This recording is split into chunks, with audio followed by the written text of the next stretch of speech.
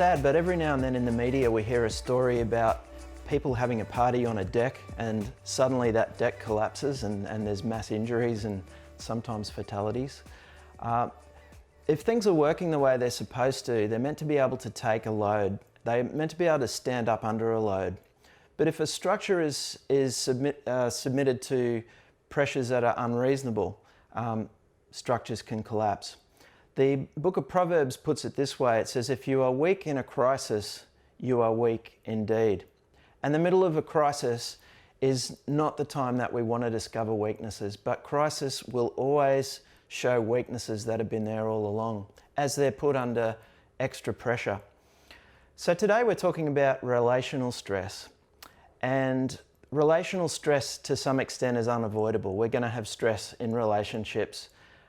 And stress can actually bring people together. It doesn't have to tear them apart if we manage it well. But as with structures and buildings, it's very important that we're working within the design specifications that God's given us for each other and for relating with each other. If we don't relate in such a way that we're going to be able to withstand relational stress, then what do you think is going to happen? Sadly, relationships can suffer damage. Sometimes they can fail completely. I know I've been through a separation and it's very painful. So we don't have to go through that. We can structure our relationships and do our relationships in the way that God teaches us to, and they'll be able to sustain some levels of stress. So the Apostle Paul has got some great advice in the book of Ephesians, chapter 4. He says that the church is built up as relationships are built up. And he gives us a really amazing key. It's one of the great balancing acts of the Bible. He says that relationships are built up by speaking the truth in love. Have you ever stopped and thought about what a balancing act that is, to be able to speak the truth but do it in love? Sometimes we're better at one than the other. So the first thing for building strength in our relationships and helping them to go the distance is we have to be able to speak the truth about what's going on for us. Being fake, representing ourselves in dishonest ways in relationships, that takes energy. It's a bit like holding a beach ball under the water.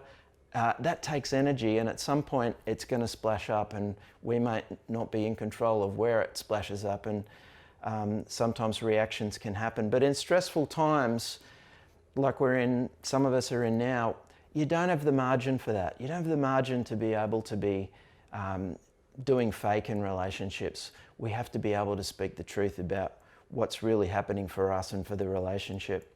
But the second thing Paul's real clear about is that we need to be able to do that in love. And the proverb says, a calm answer turns away wrath. There's an old saying, isn't there, that people don't care how much you know until they know how much you care. And it's an old saying because it's true. So we need to be able to focus on first on making people feel loved and understood. James says it well in chapter 1, verse 19 of James. He says, let every man be swift to hear, slow to speak, and slow to wrath. For the wrath of man does not produce the righteousness of God.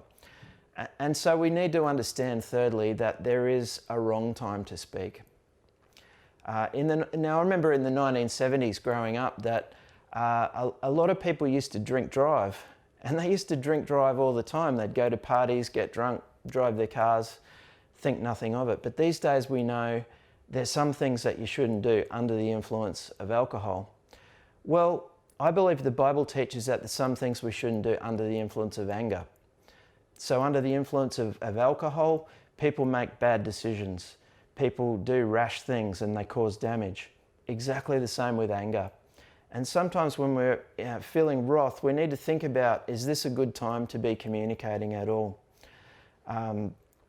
Paul quotes later in that, he's in verse 26, he says, be angry and do not sin. It's a quote from Psalms where David says in Psalm chapter 4, verse 4, be angry but do not sin. Think about it overnight and remain silent. And so he gives us that permission to take the time we need to calm ourselves before we come back to conversations that are important. And Paul says, do not let the sun go down on your wrath. But he's not saying we have to resolve everything by the time the sun goes down. Sometimes that's just plain unwise. What he is saying is that we don't have to go away and stew on it. We can be responsible for our own strong feelings. In fact, we don't need to have things fully resolved to stop being angry about them and to stop getting ourselves worked up. So I would suggest to you, never communicate under the influence of anger. That's one of the ways that we protect our relationships from relational stress. Building relationships that can go the distance is going to take maturity. You can't change another person. You can't make them change.